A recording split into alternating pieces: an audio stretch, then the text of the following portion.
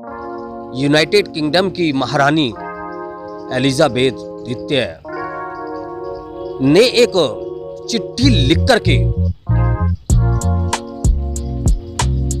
पूरे great Britain के अंदर संविधान के निर्माता बाबा साहब बोधिसत्व परम पूज्य बाबा साहब का पर्व एक समता दिवस के रूप में मनाने का उन्होंने निर्देश पारित किया है और कनाडा के अंदर यह पर्व बहुत ही ऐतिहासिक रूप में मनाया जा रहा है।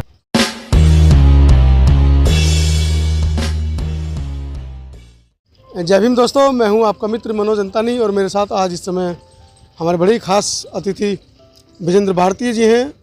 भीम सेना के राष्ट्रीय उपाध्यक्ष हैं और वर्तमान में उत्तर प्रदेश प्रभारी की भी जिम्मेदारी इनके ऊपर है। भारती जी, पहले तो आपका स्वागत है। जय भीम सभी दर्शकों को, जो भी साथी हमें सुन रहे हैं, देख रहे हैं। सबसे पहले क्योंकि बाबा साहब भीमराव अंबेडकर जी की जयंती का पर्व मनाया जा रहा है, पूरा अप्रैल रहेगा, तो मैं सभी को अपनी तरफ से साधुवाद और क्रांतिकारी जय भीम के साथ अपना अभिवादन देना चाहता हूँ। भारती जी, आज एक सवाल को लेकर मैं आपके सम्मुख प्रस्तुत हुआ हूँ। पूरे देश में पिछले वर्ष भी जब अप्रैल माह आया था, अब हम सभी बहुजन लोग इस माह को डॉक्टर अंबेडकर माह के नाम से भी मनाते आए हैं वर्षों से, और गत वर्ष भी जब ये माह आया है तो वर्तमान सरकारों ने कोरोना का भय दिखाकर सभी लोगों को, सभी बहुजन समाज के लोगों को जो इस पर्व को मनाते हैं, उन सबको कोरोना का डर दिखाकर घरों में बंद करने की कोशिश की जा रही है।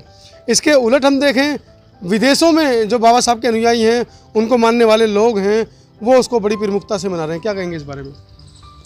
बिल्कुल, 2020 मार्च का महीना था जब देश के अंदर लॉकडाउन लगाने का कार्य देश के प्रधानमंत्री ने किया था। लेकिन इस लॉकडाउन को भी अगर सही तरीके से अगर फॉलो किया गया तो देश के बहुजन और मूल निवासियों ने किया था। हम लोगों ने देश के अंदर जितने भी श्रमिक, बेरोजगार अपने अपने घरों के लिए पलायन कर रहे थे, उनकी हर तरीके से सुख सुविधाओं को ध्यान में रखते हुए उनको जो भी मूलभूत सुविधाएं देनी थी, उनको देने का काम हम लोगों ने किया। बात आपने की है बाबा साहब पर्व की। अप्रैल का महीना है, पूरा महीना बाबा साहब डॉक्टर भीमराव अंबेडकर माह के रूप में मनाया जाता है। लेकिन दुर्भाग्य की बात है,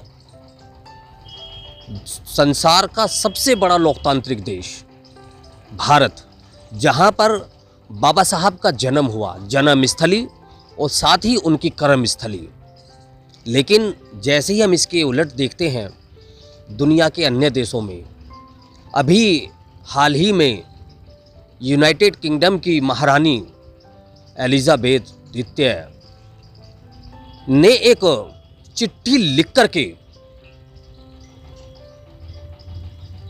पूरे ग्रेट ब्रिटेन के अंदर संविधान के निर्माता बाबा साहब बोधिसत्व परम पूज्य बाबा साहब का पर्व एक समता दिवस के रूप में मनाने का उन्होंने निर्देश पारित किया है और कनाडा के अंदर यह पर्व बहुत ही ऐतिहासिक रूप में मनाया जा रहा है। लेकिन जैसे हम भारत में आते हैं, यहाँ के प्रधानमंत्री एक शब्द अभी तक भी अपनी तरफ से इस पर्व के रूप में नहीं कह चुके हैं, नहीं कहा है। जहां बाबा साहब का जन्म हुआ उस सूबे के अगर मुख्यमंत्री की मैं बात करूं, मुख्यमंत्री ने कोई शब्द, कोई योजनाएं, किसी तरीके का आयोजन अपने जनपद में, अपने प्रदेश में ना करने का कोई अभी तक भी ऐसा सुनिश्चित रूप से कोई कार्य नहीं किया है, कोई कदम नहीं उठाया है।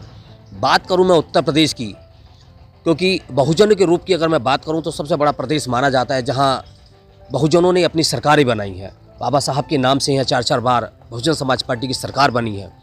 यहाँ सूबे के मुख्यमंत्री जो स्वयं एक साधु, महात्मा, संत कहे जाते हैं, महाराज कहे जाते हैं, और ऐसे लोगों का तो कर्तव्य बनता है कि वो सभी मानव रूपी सभी महापुरुषों का सम्मान करें। लेकिन उन व्यक्ति ने भी, सूबे के मुख्यमंत्री ने भी कोई भी एक शब्द अभी तक 14 अप्रैल जो आगामी 2 दिन बाद ही है, उत्तर प्रदेश की क्या योजनाएं हैं, किस तरीके से इस पर्व को मनाने का कोई इन्होंने कार्य किया है, विभिन्न विभिन्न जो इनके डिपार्टमेंट हैं, संस्थान हैं, उनमें किसी तरह की कोई योजनाएं, कोई ऐसा दिशा निर्देश जारी नहीं किया है। तो ये बड़ी शर्म की बात है कि हम एक ऐसे देश में रहते हैं, जिस देश का प्रधानमंत्री, जिस प्रदेशों के मुख्यमंत्री, ऐसे महान हस्ती जिन्होंने देश को आधुनिक युग दिया, जिन्होंने देश को विज्ञान का रास्ता दिया, जिन्होंने अपना पूरा जीवन जो एक शोषित उपेक्षित जो लोग हैं, जो एक देश के मूल निवासी हैं, जो देश से के पिछड़े लोग हैं, उनके अधिकारों को देने के लिए अपना पूरा जीवन लगा दिया। ऐसे लोग किसी जाति या धर्म में बांटने वाले योग्य नहीं है, ना ही हम इन ऐसे लोगों को बांट सकते हैं, क्योंकि गरीबी हर जाति और हर धर्म के अंदर है, शोषण हर जाति और हर धर्म के अंदर है। तो बाबा साहब ने उन लोगों के लिए देश का संविधान लिखा, देश का संविधान दिया और उनके लिए अपना पूरा जीवन लगा दिया कि मैं ऐसे लोगों की लड़ाई लड़ूं जो हमेशा इस देश के अंदर सताए हुए हैं, उपेक्षित हैं, जिनका हमेशा शोषण हुआ है। बाबा साहब ने ऐसे लोगों के लिए बहुत सारी योजनाएं बनाई। बाबा साहब ने देश के अंदर रिजर्व बैंक ऑफ इंडिया बनाया। बाबा साहब ने देश के अंदर LIC बनाई, जहां लोग अपना बचत का पैसा वहां जमा कर सके, निवेश कर सके और समय आने पर उसको एक अधिक मात्रा में उसका इस्तेमाल कर सके। ऐसे संस्थानों को आज देश का प्रधानमंत्री, देश की सरकार उनका निजीकरण कर रही है। बाबा साहब ने देश के अंदर हमें कॉन्स्टिट्यूशन राइट दिया, हमें एक अधिकार दिया, हमें एक आरक्षण दिया कि जो लोग जो समय से हजारों वर्षों से जिनका शोषण होता आया है, जो हजारों वर्षों से सताए हुए हैं, उनके अधिकारों को तमाम पूंजीपति या एक सामंतवादी लोगों ने रोका, या मैं कहूं तो एक मनुवादी विचारधारा के लोगों ने जिनका हमेशा शोषण किया। बाबा साहब ने उन लोगों के लिए कॉन्स्टिट्यूशन में एक अधिकार दिया, एक राइट दिया, उनको एक रिजर्वेशन कोटा दिया। आज उन रिजर्वेशन के कोटे को भी रोका जा रहा है। मैं विजेंद्र भारतीय, देश के प्रधानमंत्री नरेंद्र मोदी और सूबे का मुख्यमंत्री योगी आदित्यनाथ और बाबा साहब की जन्मस्थली के वर्तमान के मुख्यमंत्री शिवराज सिंह चौहान, इन तीनों लोगों से आपके चैनल के माध्यम से अपील करता हूं कि अभी भी समय है। ऐसे व्यक्ति को आप नज़रअंदाज ना करें, जिन महापुरुष ने इस देश को संविधान दे दिया, इस देश को कानून दे दिया, जिस वजह से आज आप सत्ता पर बैठे हुए हैं।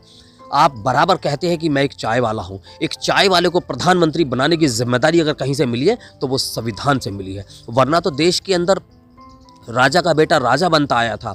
लेकिन बाबा साहब के संविधान ने आज उस राजा के बनने वाले बेटे को पूरी तरीके से निस्तनाबूद करके एक आम आदमी को प्रधानमंत्री बनने का, एक वोट डालने का, एक लोकतांत्रिक रूप से एक अधिकार देने का जो काम किया है वो सराहनीय है। लेकिन बड़ी शर्म की बात है कि हमारे देश का प्रधानमंत्री, हमारे सूबे का मुख्यमंत्री और बाबा साहब के जन्मस्थली के सूबे का मुख्यमंत्री बाबा साहब के इस महापर्व को मनाने के लिए एक शब्द भी अपनी सरकार में अपने अधिकारियों को आदेश नहीं देता है, और ना ही अभी तक हमने सुना है कि आप बाबा साहब के पर्व को मनाएं। तो ये बड़ी एक अशोभनीय बातें हैं, शर्मनाक बातें हैं। हम लोग अम्बेडकर राइट लोग हैं, बाबा साहब को मानते हैं, आधुनिक विज्ञान को मानने वाले लोग हैं, और ये लोग देश को आज मनुस्मृति के माध्यम से चलाना चाहते हैं। इस देश को पाखंड और धर्म के नाम से चलाना चाहते हैं, जबकि संविधान जो लिखा गया है वो किसी जाति या किसी धर्म के रूप में नहीं है। एक आधुनिकरण के रूप में संविधान को बाबा साहब ने लिखा है, और बाबा साहब ने उसमें साफ साफ लिखा है कि हम भारत के लोग, बाबा साहब ने जो संविधान दिया है वो देश के नागरिकों के लिए दिया है, देश की जातियों के लिए, देश के धर्मों के लिए नहीं है। तो ऐसे महापुरुष के चरणों में मैं कोटि कोटि नमन जितने बार भी करूं वो कम है। और देश के युवाओं को भी मैं कहना चाहता हूं कि बाबा साहब के बनाए हुए, बाबा साहब के बताए हुए और बाबा साहब ने जो दिशा निर्देश हम लोगों को दिए हैं उन पर चलने का काम करें, क्योंकि यही एक ऐसे महापुरुष है जिनके माध्यम से हम डॉक्टर बन सकते हैं, इंजीनियर बन सकते हैं, हम अपने आप को कहां से कहां पहुंचा सकते हैं। लेकिन वर्तमान की सरकार की पॉलिसी की अगर हम बात करें तो ये हम लोगों को भिखारी बनाना चाहते हैं, हम लोगों को मंदिरों के बाहर खड़ा करना चाहते हैं, क्योंकि देश के अंदर इन्होंने ना ही आज तक कोई इंजीनियरिंग कॉलेज बनाया है, ना ही कोई एकेडमिक कॉलेज बनाया है, ना ही मैं शिक्षा की बात करूँ और ना ही मैं इनसे स्वास्थ्य की बात करूं। मैं अगर बात करूं तो मैं इनसे धर्म की बात करूं, मंदिर की बात करूं तो बहुत अच्छा है, लेकिन जो शिक्षा और स्वास्थ्य की बात करेगा वो इनकी नज़रों में आज देशद्रोही है। तमाम लोगों को इन्होंने आज जेलों में डाला हुआ है, तमाम लोगों के ऊपर इन्होंने तरह तरह के मुकदमे लगाए हुए हैं।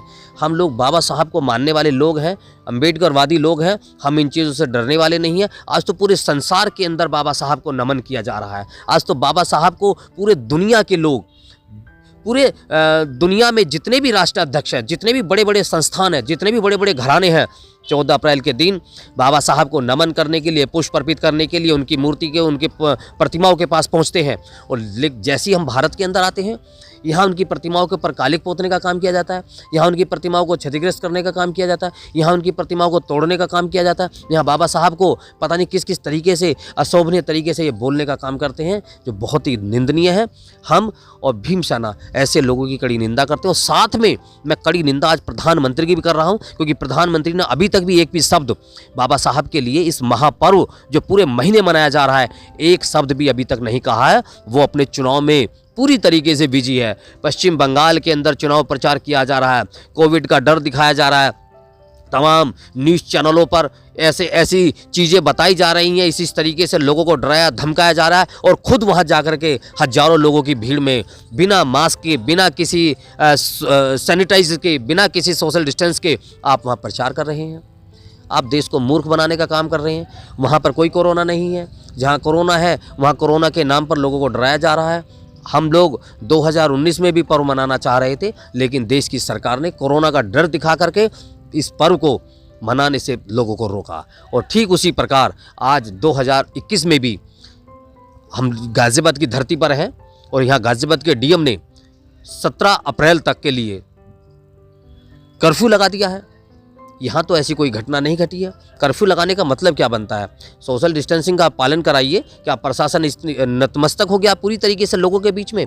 आप सोशल डिस्टेंसिंग का पालन कराइए। आपने कोविड में भी कराया था, 2020 में भी कराया था, आप भी कराइए। लेकिन ये कहीं ना कहीं इनकी जो नीति है, ये हम लोगों को रोकने की है। हम अपने महापुरुषों के उत्सव ना मना पाए, हम अपने महापुरुषों को नमन ना करें, हम अपने महापुरुषों और संतों और गुरुओं के जो बताए हुए जो दिशा निर्देश है, उनके जो हम लोगों को जो विचार हैं, उन्हें हम अपने भाइयों और बहनों और बच्चों में, आने वाली नस्ल, अपनी पीढ़ी में ना बता पाएँ, ना पहुँच पाएँ, ये उसको रोकने का इनका पूरी तरीके से एक प्रोपगेंडा है।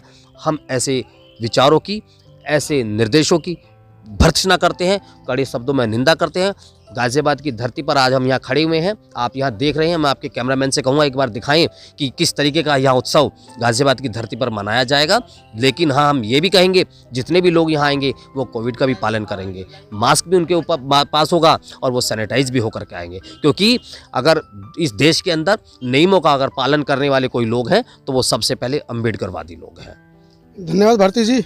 एक बड़ी बात विजेंद्र जी ने बताई कि जिस तरीके से महारानी द्वितीय ने कनाडा में बाबा साहब के जन्म दिवस को इक्वलिटी दिवस के रूप में मनाने की घोषणा की है। यहाँ पर मैं एक बात और बताता चलूँ, राष्ट्रमंडल खेलों का नाम आपने सुना होगा। भारत में भी कैनलवर्थ के नाम से राष्ट्रमंडल खेल हुए थे। उसके अंदर लगभग 100 से ज़्यादा देश हमारे उस समिति में आते हैं। रानी द्वितीय जो है उसकी अध्यक्ष हैं। अगर ये बात कनाडा से कहीं ना कहीं उठी है तो मुझे लगता है कि भारत को छोड़कर दुनिया के दूसरे देशों में भी इस बार जो 14 अप्रैल है, विश्व रत्न बाबा साहब डॉक्टर भीमराव अम्बेडकर जी का जो जन्म दिवस है, वो ऐतिहासिक रूप में मनाया जाएगा। देखते हैं भारत में 14 अप्रैल पर क्या होगा। मैं हूँ इस समय गाज़ियाबाद से और एक बार दिखाना चाहूँगा कि अपने पीछे के जो 3 दिवसीय जो मेला यहाँ पर लगता है, 13, 14, 15 तारीख का 3 दिवसीय जो मेला पिछले लगभग 45 वर्षों से यहाँ पर लगता आया है और इस वर्ष भी उसकी तैयारी चल रही है। आप देख रहे हैं कि पीछे पंडाल की तैयारी चल रही है और अभी से लाइटिंग की व्यवस्था शुरू हो गई है। किस तरह से इस बार गाज़ियाबाद में ये कार्यक्रम हो पाएगा, क्योंकि अधिकारियों ने निर्देश दिए हैं कि अभी तक तो आपकी जो स्वीकृति है कार्यक्रम की वो है, लेकिन अगर सरकारी निर्देश मिलते हैं तो इसको कैंसिल भी किया जा सकता है। मैं हूँ गाज़ियाबाद से अपने सहयोगी ज्योति अम्बेडकर के साथ। बने रहें ऐसी अन्य बहुजन खबरों के लिए समता आवाज़ टीवी पर। जय भीम, नमो बुद्धाय। सब्सक्राइब करें आपके अपने चैनल समता आवाज़ टीवी को, बेल आइकन दबाना ना भूलें सबसे पहले हमारी वीडियो देखने के लिए।